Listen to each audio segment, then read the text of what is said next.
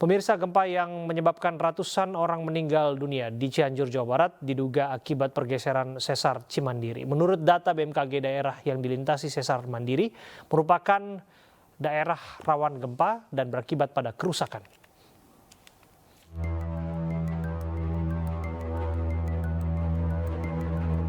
Gempa bermagnitudo 5,6 di Kabupaten Cianjur, Jawa Barat dipicu akibat pergeseran sesar Cimandiri.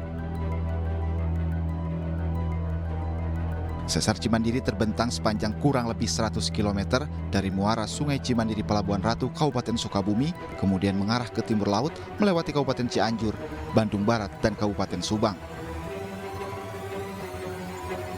Sesar Cimandiri terbagi menjadi 5 segmen, yaitu segmen Pelabuhan Ratu Citarik, Citarik Cadas Malang, Ciberem Cirampo, Cirampo Pangleseran, dan Pangleseran Gandasoli. Sementara berdasarkan karakteristik morfologi, Sesar Cimandiri terbagi menjadi 4 segmen, yaitu Pelabuhan Ratu dan Cibuntu, Pada Benghar Cikundul, dan Baros serta Sukaraja. Kepala Pusat Gempa Bumi dan Tsunami BMKG Daryono mengungkapkan, daerah yang dilintasi sesar Mandiri ini merupakan daerah yang rawan gempa dan berdampak kerusakan. Jadi gempa kompleksitas tektonik ini berpotensi memicu terjadinya gempa kerak dangkal atau shallow cluster earthquake. Fakta tektonik semacam ini menjadikan kawasan tersebut menjadi kawasan rawan gempa secara permanen, ya. Dan dengan karakteristik gempa kerak dangkal atau shallow cluster earthquake ini gempanya itu tidak harus berkekuatan besar untuk menimbulkan kerusakan, karena gempanya rata-rata dangkal, ya. Dangkal bisa kurang dari 10 km, 15 km, dan itu tidak butuh berkekuatan besar, kan dia di atas 7 untuk itu. Tapi berkekuatan 4, 5, 6 itu bisa menimbulkan kerusakan yang signifikan. Berdasarkan catatan BMKG, gempa besar terjadi pada tahun 2001 di Sukabumi, 1982 Gandasoli, dan pada tahun 1900-an yakni Gandasoli, Cibadak, hingga Pelabuhan Ratu. Pemirsa, gempa yang terjadi di Cianjur menimbulkan kerusakan besar. Mengapa bisa terjadi dan bagaimana potensi gempa susulan? Kita akan bahas bersama dengan pakar gempa dari Universitas Syah Kuala, Bapak Muhsin Umar. Assalamualaikum, selamat malam Pak Muhsin. Waalaikumsalam warahmatullahi wabarakatuh. Selamat malam.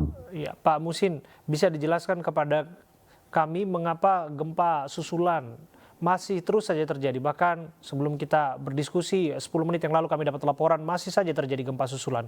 Bisa dijelaskan mengenai karakter gempa yang terjadi di Cianjur? Ya, kalau kita lihat karakter gempa yang terjadi di Cianjur ini kan sesar geser, ya, dengan magnitudo sekitar 5,6. Kami sudah juga coba analisis kembali, magnitudonya 5,6 dan merupakan sesar geser. Dan kalau awalnya kan gempa ini diasosiasikan dengan aktivitas sesar Cimandiri. Tapi kalau kita lihat dari sisi lokasi gempa yang dilaporkan oleh beberapa lembaga geofisika di dunia, termasuk BMKG, gempanya sedikit agak ke utara dari sesar Cimandiri. Jadi ada beberapa kemungkinan. Yang pertama memang di sesar Cimandiri, tetapi mungkin pemahaman kita tentang sesar Cimandiri perlu penyesuaian kembali, atau itu justru sesar yang belum terpetakan, gitu ya, karena sebenarnya terlalu banyak sesar yang ada di Indonesia ini yang belum terpetakan. Kita bisa lihat di Pidijaya dulunya di Aceh, itu kan sebelum terjadi gempa di Pidijaya kita tidak memasukkan Pidijaya itu sebagai sesar aktif. Begitu juga di Aceh Tengah, gitu ya, di Sibolangit misalnya di Sumatera. Kebetulan kita mengkaji banyak sesar aktif di Sumatera. Jadi ini menjadi tantangan bagi kita, bagi kami para peneliti gempa bumi untuk terus-menerus secara komprehensif meneliti sesar-sesar aktif, memetakan sesar aktif secara lengkap, meskipun terlalu banyak yang kita tidak tahu tentang bumi yang ada di Indonesia ini. Ya. Nah, kalau kita bertanya, kenapa masih terus terjadi gempa-gempa susulan? Nah, ini kan dalam rangka merilis atau mengeluarkan energi yang masih belum sepenuhnya habis di daerah tersebut. Begitu mungkin kira-kira ya. Pak Muhsin, Anda sebutkan bahwa apa yang terjadi di Cianjur adalah gempa sesar aktif yang belum terpetakan. Kira-kira mengapa bisa belum terpetakan? Saya tidak mengatakan itu pasti belum terpetakan atau karena banyak sekali kemungkinan ya. Kemungkinan pertama adalah pemahaman kita tentang sesarnya, karena kalau kita lihat lokasi gempa yang dikeluarkan oleh beberapa lembaga di dunia termasuk BMKG sendiri, dia lokasinya agak ke utara, beberapa kilometer ke utara, tidak di sepanjang sesar Cimandiri, tetapi bisa juga itu di sesar Cimandiri.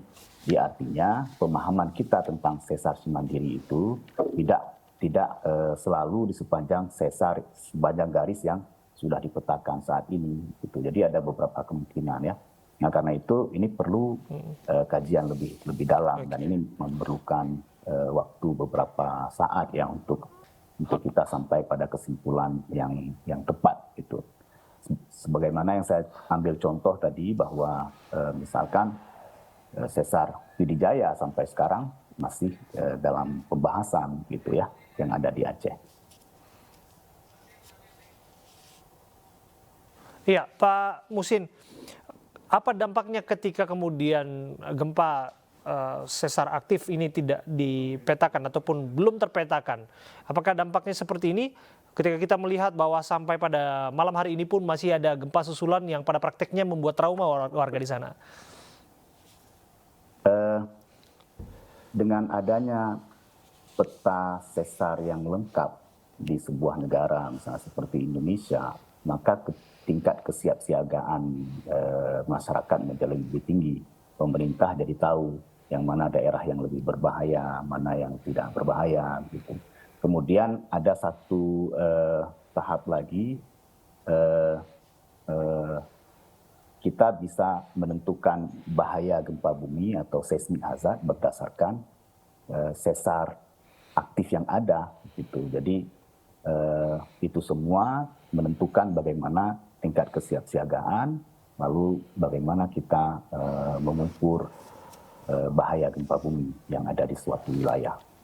Oke, kalau Anda lihat dari kontur maupun topografi yang ada di Cianjur, apa dampak terparah sebetulnya yang bisa terjadi? Meskipun kita lihat bahwa apa yang terjadi saat ini sudah betul-betul parah, tapi kita antisipasi gempa susulan ini apakah mungkin memperparah keadaan di sana? Ya, kalau kita melihat dampak dari gempa bumi, yang pertama yang menjadi faktor penentu adalah tingkat kerusakannya itu yang menentukan tentu seberapa dekat dia dengan lokasi gempa. Kalau misalnya lebih dekat tentu intensitasnya lebih tinggi sehingga tingkat guncangannya jadi lebih tinggi. Tetapi bukan hanya itu saja. Yang berikutnya adalah bagaimana kualitas bangunan yang ada di daerah terjadi gempa bumi. Misalnya, kalau fondasinya kurang kuat, sementara rumahnya, atap rumah misalnya sangat bebannya lebih besar, gitu, dengan bentuk genting ya, maka potensi kerusakannya juga tinggi untuk kasus yang seperti itu. Nah kalau kita lihat beberapa bangunan yang saya lihat beberapa foto ya, bangunan di situ atapnya berupa genting ya. Nah itu membuat beban rumahnya itu genting itu jadi lebih besar.